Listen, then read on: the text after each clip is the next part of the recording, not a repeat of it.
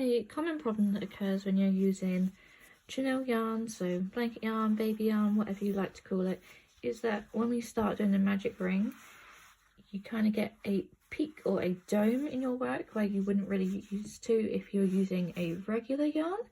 So if you're using a regular yarn, you're probably used to it more looking something like this. So a nice curved top to your work instead of something pointy.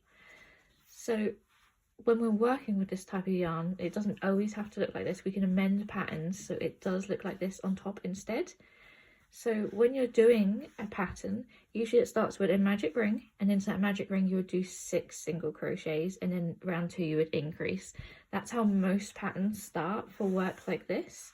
And then when you do that, this is what you get as a result, this coning. What we want if we're doing this, so we want this, instead of doing 6 single crochets in the magic ring, you're going to start with 8 single crochets. So after you've done your 8 single crochet into the magic ring for this kind of shape, you have a couple of options. So as you can see here, for the one that how it domes, this would be how most patterns are written. So magic ring, single crochet 6, increase, and then you continue single crochet increase, 2 single crochet increase, and so on from there on, like I said previously.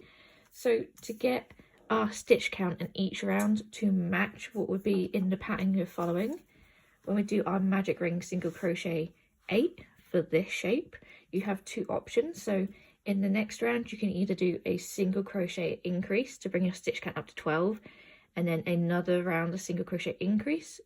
So where we would get 12 stitches here, that then aligns with 12 stitches here.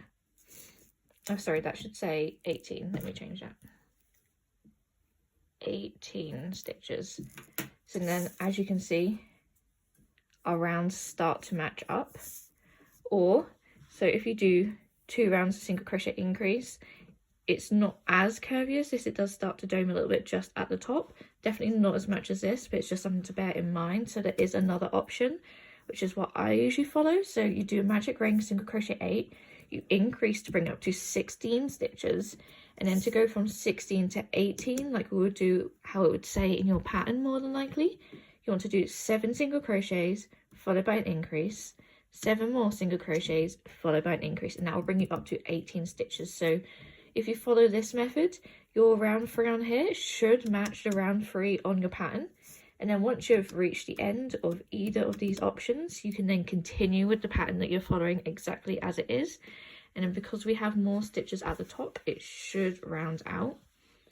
If you've checked out any of the patterns I have up on my channel, I will follow 8 single crochets in the magic ring every single time because I use this type of yarn. I don't use regular yarn.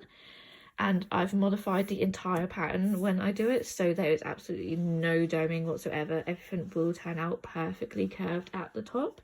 So that's something to bear in mind, that if you are using this type of yarn, then the patterns on my channel are modified for this type of yarn, so you won't have to do this, and it should turn out looking a bit nicer than the other patterns that do follow this 6 single crochets in a magic ring.